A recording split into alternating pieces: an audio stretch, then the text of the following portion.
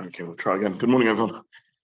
So we're just looking at bechira, free will, and some of the philosophical and theological problems with it, and we were up to consideration of how free will.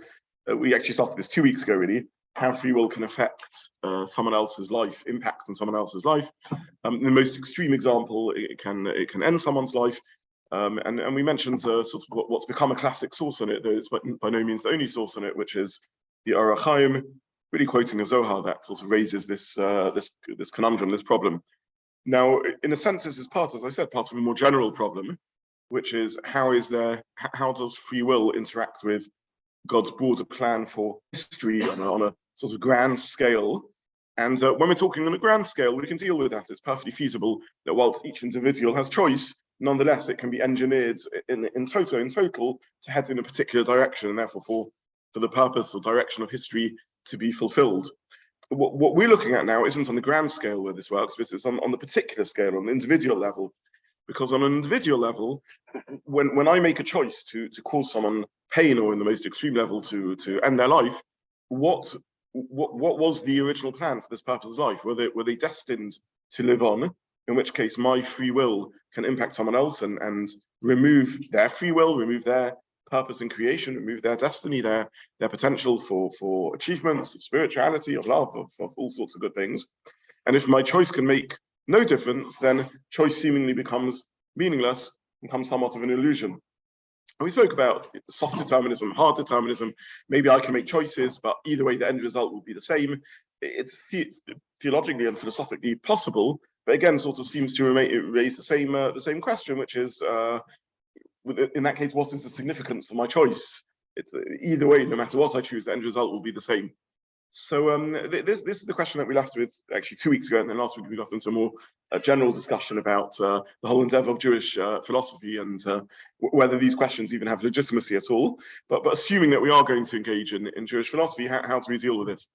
So there's two answers which are given, and the truth is that there's many variants one can say to resolve this problem, but two principal perhaps ways of looking at it, both of which come from thinkers in the, as I said, I mean, this particular issue, to the best of my knowledge, is not discussed extensively in earlier sources. I don't know why. The Zohar mentions it, but doesn't really sort of ponder the philosophical implications of it. The Orach Chaim addresses it in the Orach Chaim 17th century, and it's only really consistently addressed in the 19th and 20th century as a sort of Jewish philosophical problem. Maybe other sources do speak about it, of which I'm not aware.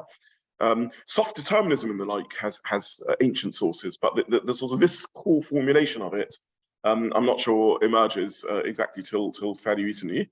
The Netziv speaks about this, and he adopts a model which is really that of the Rishonim, the Rambam, Rabbi Zobin, and others. And he says that the right to have a personal destiny is earned. It's not something to be taken for granted. An individual who behaves in an extraordinary manner is entitled to an extraordinary life plan, such that they can be removed from circumstantial happening or the choice of others. But an individual who doesn't emerge as an extraordinary individual and says, I'm pretty much happy to go along and, plod along in line with my nature, then has to live in accordance with nature, and therefore, yes, indeed, can be affected by other people's decisions or circumstances of nature, because this is what happens. This is how life is. In other words, part of the choices that we need to make in life are: do we wish to live as natural, physical, biological beings? In which case, we need to accept we will have the circumstances of nature occur to us. Or do we wish to use our own gift of free will to rise above nature, to transcend nature, to spiritualize ourselves? In which case, we earn the right to extraordinary existence. We earn the right to transcend natural events. Now, this is by the way, I should warn you, neither model is particularly comforting. So I apologize for that. This is a tough model, but one that one can sort of coherently make sense of. We're told that we each have a purpose and a divine mission and a direction. Each of us have a unique plotted life event. On the other hand, this is really the question. We know that people can do horrible stuff to us. We know that we're vulnerable. And the model that Netziv suggests is it depends on that itself depends on the choices we make. If we choose to behave in an extraordinary manner, we can justifiably expect that our unique role and mission and achievement should be preserved, and in turn we will get extraordinary treatment. HaKadosh Baruch Hu will engineer the range of other people's choice such that we're unaffected by it, so that we can get on and do our life mission. And if not, then not. What would give us the right to complain? Indeed, we can be affected by other people's choices. Now, first of all, I just want to ground this in classic sources. The idea is alluded to in many classic sources, right? On some level or other, what we're talking about when I say I'm protected from other people's free will is the miraculous. I don't mean a miracle in a grand scale like an exodus from Egypt to Yedia and Bechira Yediya, but on an invisible level. If I'm really expecting that somehow my life mission should be preserved, no matter what anyone else chooses, I'm expecting to live the extraordinary, the unnatural. Not everyone can expect miracles in their lives, and then the Gemara expresses this on a more individual level. However one understands this to be fulfilled, shluchi mitzvah ein nizokin. Someone who's on a mission to do a mitzvah won't be damaged. Implication: if you're not on a mission to a mitzvah, you can be damaged. Those bad things can happen to you, maybe even unplanned bad things, things that weren't part of your inevitable destiny. Because you engaged in mundane affairs. When you're engaged in extraordinary affairs, then you can expect extraordinary treatment. Yeah. Is that linked to the idea that Hashgacha Pratis is only for exceptional individuals? Yes, and exactly. And this is the idea. The Rambam in Mazal and Hashgacha, Rabbi Zobin, and many others who say Hashgacha Pratis, which is another way of saying a personalized divine plan and mission, is something earned, not something to be taken for granted. We can choose whether to behave as apples that fall off trees because of gravity and air pressure and wind resistance and things, and others we're just operated on like the normal forces of life, or whether indeed we should have a unique spiritual pathway if we adopt that. But till that point, we have no right to turn and ask, how can my mission be taken from me? How can I be affected by someone else? Yeah. Well, then why it's not about combining?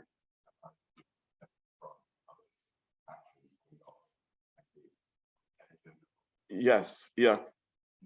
You're doing kind of means that it decides that means individual. So I have no idea whether I'm operating in free will or not. And that's directly some kind of protection. Yes. So two really, really important points, and I'll add a third to it. The first point I'll say, not your point, and then I want to come back to it, is that this isn't a super comforting point, because it means that if I am hurt by someone else, I can't sort of trivially reassure myself, oh, it's all Hashgacha Pratis, it's all part of Hashem's plan. I can't say, this was what was meant to be, Now, we often find that comforting. Yosef turns to his brothers when his brothers say, please don't hurt us, don't revenge yourself on us. And he says, May Hashem Yatzadov, this is from God. Now, Yosef can say that because he realized this was part of his destiny indeed. This led to the fulfillment of his dreams, and led to the fulfillment of the Brisbane Habasorim ultimately, and then Jews descending to Egypt. Perhaps Yosef was very spiritually aware of his own status, whatever it may be. So Yosef can say it, but we can't necessarily adopt this as a model as we wander through life. This touches upon the Hashgacha Pratis discussion again that you, Andrew, mentioned, and the sort of the two schools of thought around this, that of the Rishonim, and that began emerging with the rise of Kabbalah, and particularly the thought of Baal Shem Tov. Because not everyone has Hashgacha Pratis. Even a leaf that falls off a tree has a particular. The very example, by the way, that was given by the Gaonim in opposition to this idea. And the Rambam, who criticized an Arab philosophy called the Kalam, the Muta Kalam, he said, they argued that every tree has a particular divine purpose, and Sadigon, and the Rambam says this is ridiculous. The Chinuchim, says so. The Baal Shem Tov used this very example to say the opposite. No, every tree has a particular unique and divine purpose. If every leaf does, then certainly every human does. So this gets us caught up in that sort of division between the two schools of Hashgacha Pratis thought. But the Netziv puts this forward as a suggestion that at least Bechira, even if nothing else, we can't expect not to be affected by if we so choose. So do I have the right to be angry and upset and vengeful on someone who does me wrong? Yes and no. Yes, I need to accept that it's possible they indeed harms me. No, because to some degree or other, it's my responsibility. I got myself into this situation. I could have risen above it. I could have I could have chosen not to be under the force of regular life and law. What we call victim. It's very interesting because there are matters that are very sensitive to talk about, and included in that is obviously victim blaming. The problem with victim blaming is that it can be insensitive, can be unnuanced, and it can be taking responsibility away from the criminal. So one has to be careful with it. It doesn't mean that there's no instance in which a victim to some degree is responsible for what happens. It can be used as a tool to justify cover-ups, to justify action not being taken, it can be apologetics, it was coming to them, they deserved it. None of that, God forbid, is meant by victim blaming. Can there be a degree of responsibility of a victim in what happens to them? There can be, saying that someone does something stupid and therefore something terrible happens to them doesn't in any way appease the criminal who committed the crime. So we're sort of taking a decision to avoid thinking about victim blaming because I recognize it can be hitting someone when they're low, it can be sensitive, it can be used to justify cover up and so on. It doesn't mean there's never any truth to it. And Judaism is, in that sense, there is a harshness to religion. It does say there's the same very beautiful proactive message that we always give about Judaism. We're a hands-on religion. We believe we have to take responsibility for the world and the shape that it's in. We're not pacifists in that sense. We're not just so immersed in the divine that we don't think we have any responsibility for the world as we partner with Hashem. Inherent in that is the harsher side of the statement, which is now you have to live up to it and take responsibility. So within limits, there's something around what you're saying. The classic philosophers, the Rambam and others, speak about this in the context of Paro, because this exactly brings out the fine line that we walk. On the one hand, what happens to the Jewish people is part of their destiny, part of the covenant of the parts, the Bris Bein Besorim, perhaps a consequence of Avram's lack of faith, Bama Eda, so to some degree is responsible, and yet Paro also. So this is there in the Psukim, in which Hashem says to Avram, this will happen, your children will be slaves, strangers, and nonetheless the people that impress them will also be punished. So yeah, God can have his cake and eat it. We can be responsible for what happens on the one hand, and the criminal can be guilty for what they're doing on the other hand. So yeah, you want to? I will get back to you, Neil. I haven't forgotten it. Yeah, sorry. Yes. But actually, not much within say, around the guilt of the Jews who are in servitude. Hazal developed much practice, but Torah doesn't actually say much about what they themselves are doing. So this is a broader question about how you learn Psukim, but certainly the Midrashim pick up on a lot of the nuance of the language and speak about Jewish guilt in Avram's guilt in Bama Eda, right? That's not exactly explicit in the Psukim, and ongoing Jewish guilt in terms of we're talking about in our Parsha where the Jews were involved in slavery themselves, the brothers' responsibilities for selling Yosef. Could history have taken an alternative path? Have they not acted in that way? When Yosef says that may Hashem to what degree is that true, or is it disingenuous? The Medrash seems to suggest things could have turned out differently. So that's part of a general pattern of how you understand the relationship between Torah Sheba'al Peh and Torah Shebechsav and Midrashim generating nuances. The Torah Shebechsav says very little about people's inner lives in general. It's a very Spartan text. It's very minimalistic. It leaves a lot of holes in the narrative and in people's motives. It's got very little overt psychology, and this is where, in Medrash in particular, but the Mefarshim in general, fill in the details. So this is sort of the broad pattern. Now, two more points. The first point you mentioned was about on-off, and the second point about lack of knowledge. Yeah. Okay. So I've presented this as if this is two extremes. Either you are under, with the specific divine mastery and plan, or you've removed yourself from it. But of course, it's a spectrum, and very, very accurately pointed out. It can happen on and off. It can be times and occasions. People can have more elevated experience and stages in their lives and less elevated. The Nitzif himself speaks about it. It's possible that you can achieve a level of spirituality such that you can transcend some natural occurrences, but not others, or perhaps all natural occurrences, but not the free will of other human beings, because free will is the most precious commodity we have. And if you can have individual A who is under everything, completely out of Hashgacha Pratis. You can have individual B who can transcend natural affairs, but not trump another person's free will. And then you can have individual C who can even trump someone else's free will. So there could be a spectrum. The Rambam uses an analogy in terms of a different context, in terms of clarity or vision of God's plan in the world. And he speaks about, you have one person who walks around in daylight, in light, and everything is crystal clear. A second person who walks around in darkness and is fumbling around, just can't see what's going on. And a third person who's walking along in a stormy light, and they're stumbling along, and then there's a flash of lightning. And just for seconds or a split second, they get a glimpse of the whole scene. And the human mind is such that this image remains in our minds frozen, and it can give them clarity of ability to walk for another several minutes before they begin stumbling again, because in 1 second they've just seen this snapshot of everything ahead of them. So he says that, we can go through life where we have flashes of lightning and spark moments of clarity. We can be sometimes completely in the dark or sometimes completely in the light, and he used that as an analogy for prophecy and awareness of godliness in the world and other things, but the same sort of idea would apply. So that's point number one. Your second point was, yes, you said we can't really know at any one time whether we're operating under free will. Could my free will be being affected by someone else? And the answer is yes, we can't know in any one time. Not just because of this discussion, but also because of previous discussions. We spoke about Nekudat Bechira. I don't have free will necessarily over every scenario and every situation. There may be things that are beyond my capacity or beneath my capacity. Maybe all my self-congratulation and patting myself on the back for the good choices I've made is nonsense because I was granted a very blessed and gifted life with wonderful parents and everything else. Or maybe there are things I can't achieve because of the limitations of my life. We can't. There's a halakhic concept called ones, where you're forced into a situation. It's easy to paskin that when it's an external ones. A gun is held to someone's head and they're forced to do it, and that's the stuff of nice Shabbos afternoon shir. I'm forced to do something. Do I do it? Which mitzvahs and on? But much harder to paskin, or indeed even be self-aware when there's an internal ones, or the psychological forces that are causing me to do things. Very, very difficult to address. So yeah, it may well be that there are cases where we don't even have the self-awareness about whether we have free will or not, and to what degree we're operating under our own impulse. But this is this model.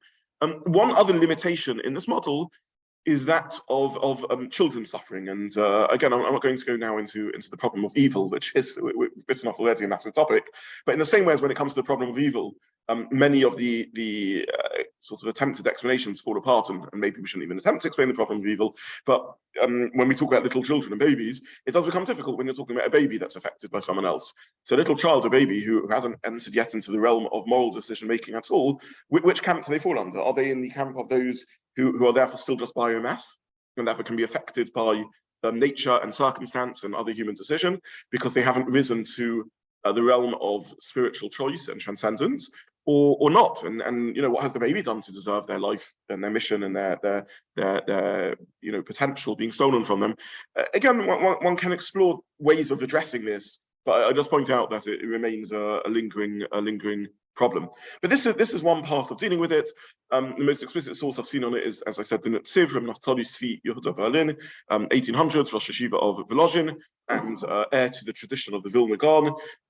Maybe other people, it's in line with the thinking of the Rambam Mon Vachim and Rabbi Zobin, but maybe other thinkers also speak it. I'm not aware of earlier sources that really address this consistently. I have a question here online. In this approach, how do we deal with one of the fundamentals of belief that Hashem did not create the world and leave it alone? Okay, sorry, I thought Hashem did not create the world, comma. No, we believe that Hashem did create the world, but he didn't create the world and leave it alone. Okay, so again, just to, I don't want to go too much into the world of Hashgacha Pratis and divine interaction in the world. And we've spoken about this when we dealt with rationalism versus mysticism and the school of thought that sees even miracles as somehow being within the fabric of the natural running of the world. Two things. Number one, what to the best of my knowledge is not a subject of debate, is that existence is maintained constantly by the reality, or in the language of the philosophers, the truth of God's existence. So that's not controversial. Whether you adopt a stance that the world primarily operates in line with natural laws, or a world in which the sort of miracles abound, in either model, the Rambam, who perhaps is the teacher who most explicated and most argued for and most presented a vision of a world in which, by and large, Hashem does not intervene in daily life, is the same figure who begins both as Mon Vachim and as Mishnah Torah with saying, Yesod Amat HaChachmas, the pillar of all pillars and the foundation of all wisdom, is later to know Sheyesh Motzi Rishon, that there's a first being who is the primary cause of existence, and that the whole world depends on a mitat, mitziasa, on the reality, we would translate, or the truth of his existence, that our existence is but that of the shared existence of God, maintained by God constantly. So in that sense, we mean, as per the question, Hashem hasn't left the world alone. We're not deists. The second point is that this is not a deist argument. We're not arguing that Hashem doesn't have a divine plan for the world, or that Hashem can't or would never intervene. We're simply arguing that the normal state of affairs, at least for those who choose not to transcend it, is one of operating within the normal laws of nature. The Rambam, when he speaks about this, says, you people who mishear me will think I'm saying that the world doesn't operate in line with the Rotz and Hashem, in line with the will of Hashem. He says, I want to categorically state it does operate in line with the will of Hashem. The will of God is that we should live in a universe which operates in line with the laws of science and reason. We humans can only operate if we exist in a world of reason. We've been granted the gift of mind and thought and rationality and conceptualization and ultimately deriving rules of science by Hashem. This is the greatest gift we've been given. According to the Rambam, this is the meaning of Mazal and Hashgacha. This is that which is godly about us, most godly about us. So we've been given the gift of thought and reason. And the will of Hashem is that we should operate in a world in which reason rules and in which we take responsibility for our decisions. And indeed, our decisions can affect ourselves and others. So this is Rotz and Hashem. He says, I'm not, God forbid, when I talk about the world operating in line with science and the like, I'm not saying that, don't accuse me saying, the Baal Shem Tov's model, I wouldn't say this, but the Baal Shem Tov's model means everything is Rotz and Hashem, and my model doesn't. Of course, my model is Rotz and Hashem, is everything is in the will of God. But the will of God is that this is how the world should exist. I would say that, and this is not my own point, this was made by perhaps the most senior Kabbalist of the last 100 years, the Leshem. He says that the Rambam is whatever you like or don't like about Mo'en Avuchim, one thing is clear, that the Rambam is the big arguer. He's the big voice that keeps on saying Rotz and Hashem, Rotz and Hashem. When he's fighting what he sees as misplaced mysticism, he thinks it's because you're using that to trump the will of God. That the Rambam lives eternally with an awareness of the will of Hashem in existence. So this is absolutely not Hashem creating the world and leaving us alone. It's simply saying that Hashem handed over responsibility for decisions to us, and we have to now live. That's Rotz and Hashem. That we should live in a world of reason and live up to the consequences of it. And if we go with the Netziv, we can transcend that if we so choose, but that takes an enormous effort of morality and spirituality and emergence from physical existence. The second question asked was, is there any difference between the free will of a Jew versus a non-Jew? How can it affect the Jew can affect a non-Jew, etc.? No, I don't think there's a difference. We believe that everyone is created in Mazal and Hashgacha, and as I said, according to the Rambam, Mazal and Hashgacha is intelligence. According to the Kabbalah, it's free will, and everyone has free will. And again, there's a subject for another day. Why the halachic system distinguishes, to what degree it's just merely a halachic system, or to what degree there's existential argument over here. But in terms of free will, Chaviv Adam Shnivra B'Tzelem, all humans are chaviv, that we are precious to Hashem, that we're created in the image of God and have free will. And the Rambam says explicitly that a Jew or non-Jew can transcend physical existence. We have prophets who are Jews and prophets who are non-Jews. We are simply grateful in thinking of the Rambam to Hashem for giving us a Torah and giving us a code and a system that allows us to hopefully, at our best, flourish spiritually. Yeah. To resolve the Ramban, who seems to lead in a gradual state of protection at Hashgacha, but then also in this recent. Yeah. Okay, so I'm not going to go into this either. Just to, I guess, qualify your question, that just that, given that you've asked it, it's as mentioned, there appears to be a stereo contradiction in the thinking of the Ramban Nachmanides around these points. In one place in which he says that he buys into this model and says that also agrees there's this sort of spectrum of Hashgacha Pratis. And in another place, in Yonah Dioma this week, etc., at the end of Parshas Bo, he writes at great length that there's no such thing as nature. Everything is miraculous. There's merely the hidden miracle and the open miracle. I don't think there's a contradiction. I don't think there has to be a contradiction. Depends what you mean by a hidden miracle and an open miracle. Again, the Ramban lives in a world that's suffused with the presence of Hashem and the Rotz and Hashem, but it needs further development. And I'm certainly putting it off because it's Hashgacha Pratis passion. We're talking about bechira here, and I don't want to go too far into move away from free will towards divine intervention. Sorry, did I? Did you just say prophets who are non-Jews? Yes. Yes. Yeah.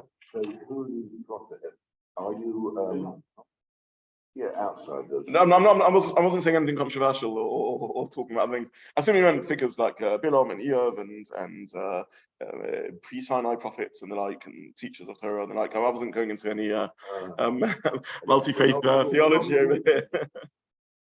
Yeah. Okay, he was about to walk out.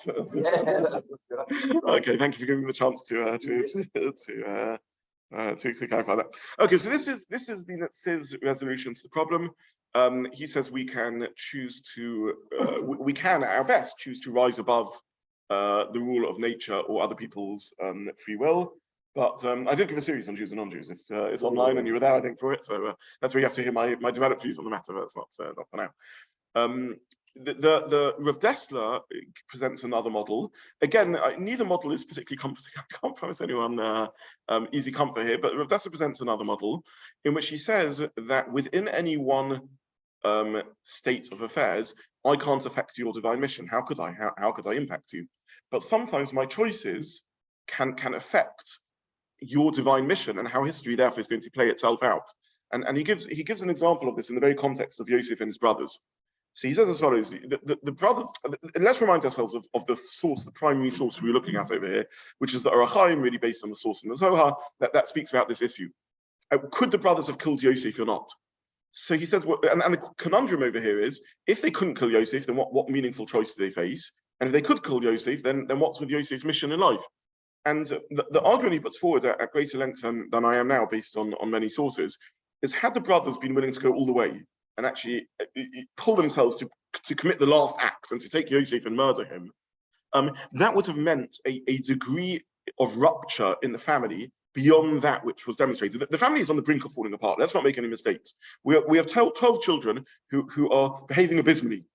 They go almost to the edge, but pull back from the brink. And they decide not to kill Yosef, but to throw him in the pit and then sell him as a slave. So they're just pulling back from a final and complete rupture and ripping apart of their family. Now, these aren't any old brothers. These are the 12 Shvatim, or 11 out of them in this scene, and Binyamin's still at home, who are hopefully meant to be the architects of and the founding fathers of the building of the Jewish people, give structure to the Jewish people. If they rupture themselves to the degree that they're willing to outright murder Yosef, they have clearly torn the family apart forever and broken any possibility of them pulling back and re-emerging as spiritual forces that can found the Jewish people. If that occurs, then Yosef, sadly, is also missionless. Even if he's done relatively little wrong, maybe he's somewhat responsible for the situation. I don't mean victim blaming over here, but he's somewhat responsible. He generated the hatred and jealousy of his brother. At the end of the day, he's done nothing that deserves what's happening to him. So in and of himself, he should have still had his life's mission. But his life's mission is contingent, is dependent on 11 other people's life mission. They need to be the co-founders of the Jewish people.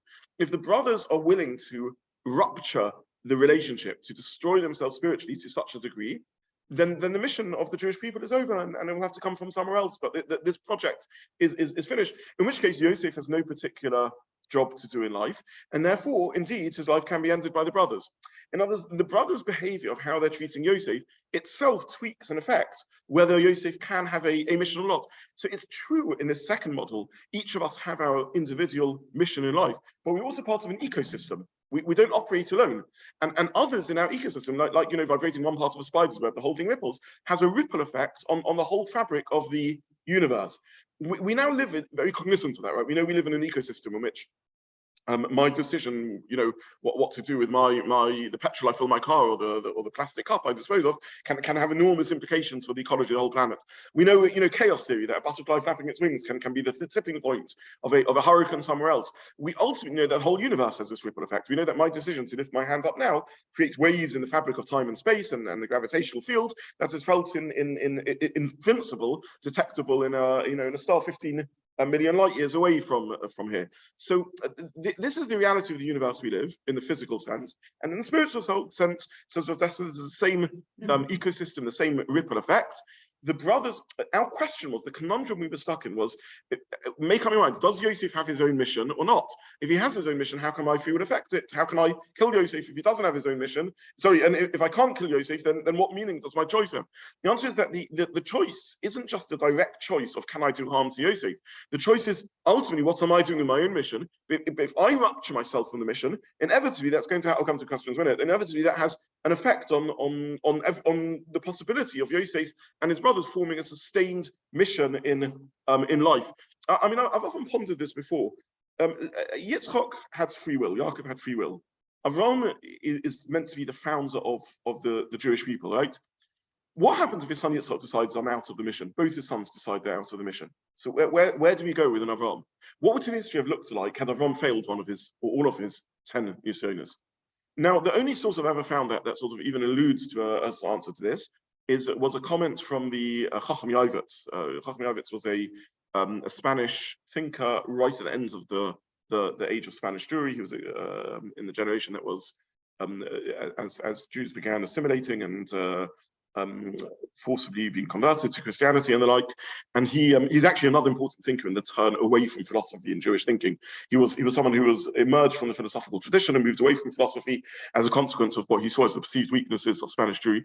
Either way, he makes a comment in his commentary on Ovid in one place in which he says, in the whole of history, there were very few individuals. There were only several individuals of a caliber of Avraham who could have founded a people. And there other potential Avraham Avinus out there, perhaps, who could have stepped forward and done the mission instead, and there would have been a different, founding system of Judaism.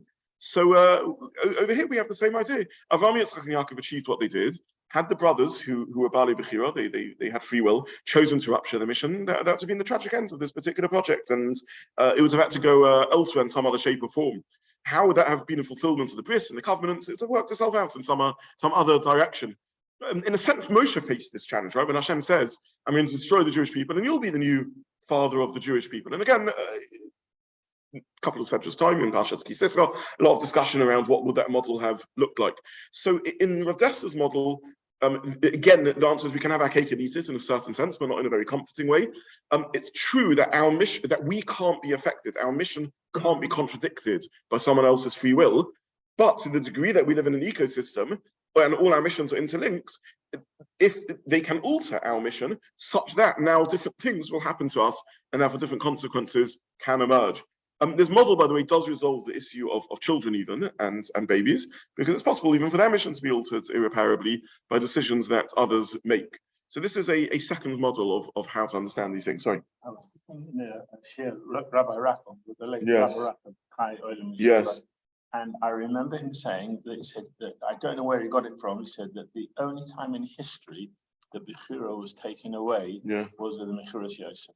I don't know where his Makar was, but that's what he said. He said that's the only time in history Bechira has been taken. But so the simplest understanding of the sources is that the brothers had free will when they sold Yosef. That's definitely in line with the majority thinking.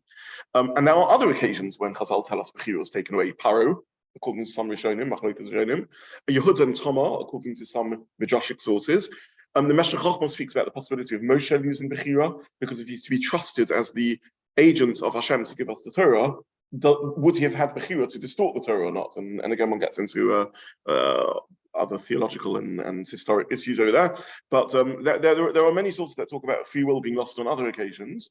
To the best of my knowledge, the simplest understanding of the brother story, and this is certainly the way, as I said, the Zohar and Arachaim and Hamatov and most of Joshua, is that the brothers were facing choices and made choices in this case, and pulled. Yeah. I mean, there could be other Joshua arguing. I mean, almost everything is up for debate. But anyway, there's certainly what I'm saying represents a significant schools of thought. Yeah. Go for it. Started.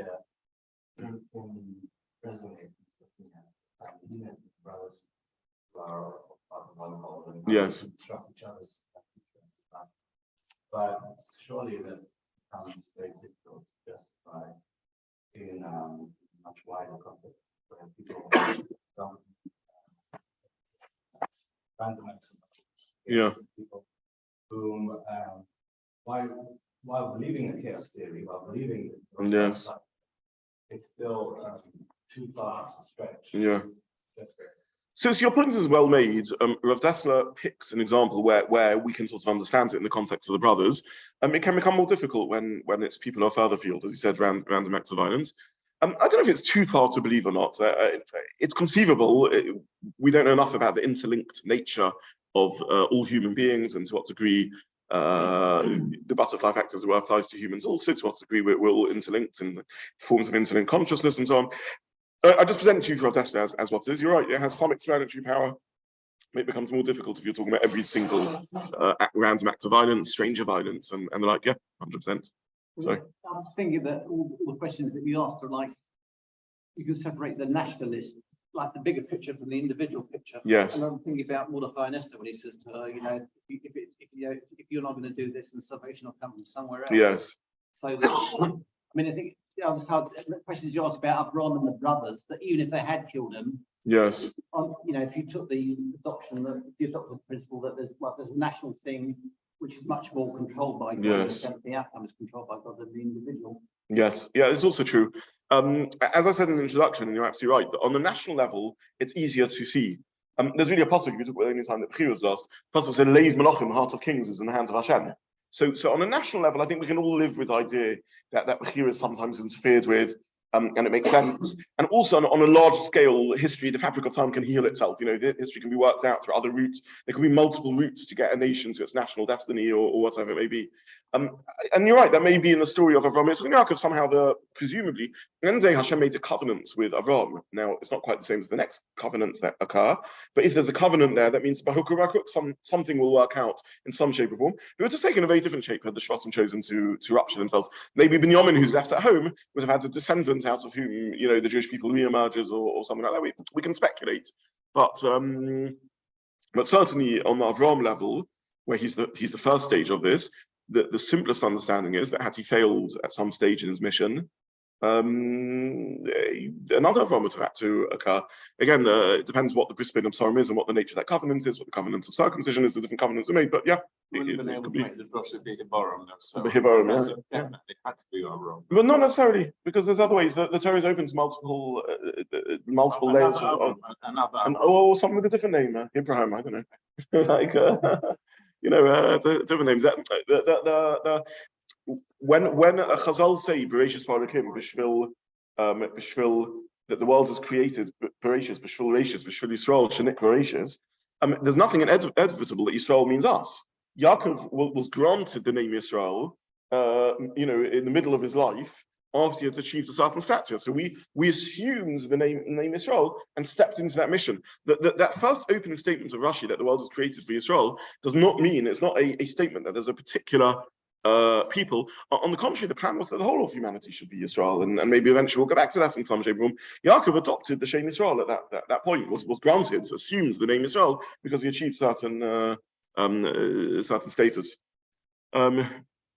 Is in Rav Dessler's Mahalach, please would you clarify what aspects of people's bechira is not affected the ecosystem can affect them? I absolutely can't clarify, and I apologize. In this this model absolutely doesn't clarify how far this goes. All we can say is some general principles, which is to the degree that we are one ecosystem, to the degree that our missions are shared across all Jewish people and ultimately across all humanity, and for all we know across the whole universe, to that degree we can be affected by other people's decisions, which will affect the possibility of my mission. Look again, I mean, just to spell this out very simply, let's give another example of this. If I live in the era of Moshiach, presumably there's all sorts of things I could achieve that I'm unable to achieve otherwise. Let's leave aside any mystical elements of Moshiach, and let's just go with how the Rambam understands it on its most basic fundamental level. The era of Moshiach is in time when all humans are at peace, when there's clarity of purpose, livelihood is not the struggle we currently know it, and people can get on and do good things. Now, if I would be lucky enough to live in that era, I assume I could perform achievements and have access to insights and spirituality that I can't in the current situation. Imagine all of us have reached or many of us have reached a status where, Mashiach, we would deserve the coming Mashiach, but others haven't. So I'm affected, my life's mission is affected by your choice to not pull your socks up and spiritually function such that the coming Mashiach will be justified. So in a sense, there's no the building the Beis Hamikdash, granting of Eretz Yisrael. Our life is full. We have to buy into some version or other of Rav Dessler's model, which is get over the fact you're not just an individual, you're part of a family, part of a community, part of a nation, part of Klal Yisrael, ultimately part of the whole all humanity, and ultimately part of the universe. And things happen which affect us. That element of Rav Dessler's thought is illuminating. And as I said, it is there latent in many tens of Jewish sources. I don't know anyone who spells it out quite as clearly and coherently as Rav Dessler. We have to go over the fact that we're affected by other people, and that's the nature of life. Again, it's a bit harsh because but it's reality. There's lots of things in life that are reality and aren't particularly pleasant. And the reality is that I can be affected by other people. It'd be nice if I could comfort myself and say I live in a bubble completely immune from anyone else and their decisions and anyone else's behavior. And it's not like that. Someone makes a decision to pollute the water, and I can be affected by the chemicals in the water supply. And someone makes a decision to pollute the spiritual waters, and I can be affected by that also. Such is life. We live in an ecosystem. We need to get over it. What's the exact? Can I clarify what aspects of people's bechira is not affected? What the parameters of it? Absolutely not. Again, I mean, again, just using an analogy from the physical world, we don't know in chaos theory and so on. We don't know the exact parameters and to what degree things are and when the tipping point is, and it's very hard to measure. In fact, famously, the act of measuring itself would affect the tipping point. So there's no sort of objective way we can even access these things. Yeah. Okay, so the flavor of this conversation is that these are the minority of these. The person ultimately has destiny, but it can be impact some way. No, maybe the majority of these things. You are a product of a line. You're only here in this world because of a line of people who chose to behave in a certain way, stretching back for thousands of years. You are a product of that biologically. You're a product of that spiritually. You're being here, sitting in Hendon, being part of our community is based on decisions great-grandparents made about where to move to or whether to assimilate or not, and thousands of other decisions. On the contrary, Rav Dessler's model of an ecosystem is a very realistic one. It's difficult to, again, I just want to use an analogy from science. We can give all the scientific rules about what affects a leaf when it's falling to the ground. Air pressure, air resistance, and currents, and temperature, and gravity, and everything else. It doesn't mean, and we can't even remotely predict how these will into play and where the leaf will actually fall. And it's the same thing when it's hard enough to consider any one person's life. And Rav Dessler's just drawing our attention to that when an ecosystem, it's perfectly conceivable that this, in more direct answer to your question, you asked this question, what about stranger violence, right? So Rashi addresses it. Rashi says, I mentioned this, I think last week or whenever it was, two strangers encounter each other in a punduk. A punduk is the highway pub at the highway station at the crossroads, and they've never met before. They come from different ends of the world, and the innkeeper's climbing the ladder and falls off and falls on top of one of the strangers and kills them. And this is all part of, because on some ecological level, they were linked, and they may never realize it. They're midrashim along this thing. Your great-great-grandfather met my great-great-grandfather and stole off him a tenner, which now would be worth, 10 million pounds, and history works out. Nothing is philosophically inconceivable or problematic in a world in an ecologically complicated world, particularly where there's a supercomputer running it, as it were, where it's all being worked out. I don't think we have a way of escaping this fact that Rav Dessler points out, that this is what it means to be a human being. What I mean to think about is that, yes, the people in the product. Yes. But if the vast majority of cases actually fall within the exception. Yes. To Rav Dessler's core principle. Which is, what's his core principle? The core principle being that actually this is not the way it normally works, as in. Who says which one's the core, which one's not?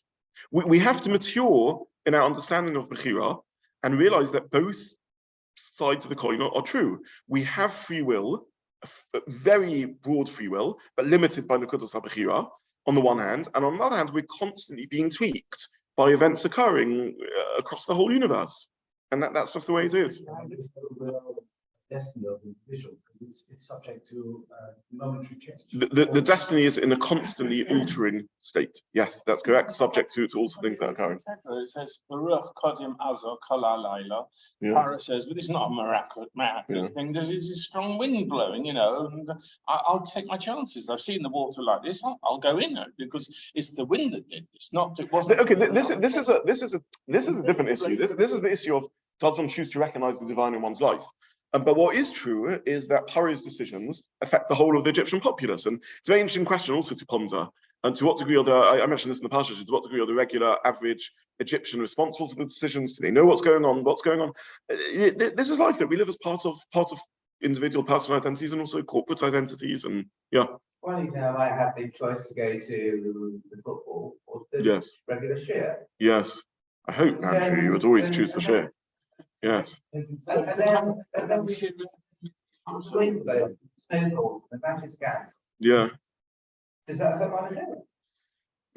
Yeah. Really has an influence. Yes. Yeah. So one answer to this would be, before Avdesla, would be this was always part of the plan. The wind was always going to fall and the snow was always going to fall. And if we go in the line with the thinking of the Baal Shem Tov, that the snow fell for maybe there's an impact on 10 million people, and each one is finely tuned to their life and their life journey, how they're affected by the snow. Is it a conceivable model? Categorically, yes, it's absolutely conceivable. It's not beyond any level of imagination that the whole event can be configured to affect 10 million people individually. Is that the only way of looking at it? No, there's different ways of looking at this. But there's a pasuk. I mentioned this before when we're looking at Hashgacha Pratis, and I realize we're drifting towards the two. Hashem's deeds are perfect. All his ways are justice. Tzaddik Yashahu is completely perfect. Ein Ovel, there's no injustice. And when a human court does justice, there's always an element of injustice in it. It can only look at the external. It can't really take into account the person's internal psychological state beyond very, very basic things. It can't consider the ripple effect on the person's spouse and their children, their parents, their family, the community. And there's a whole ripple effect that may be unjust. With Hashem, not like that. So that's true. God's is perfect. But how that ripple effect unfolds itself isn't necessarily so simple as Rav Dessler points out. Okay, so this we'll conclude here for today. That this is the response to this issue.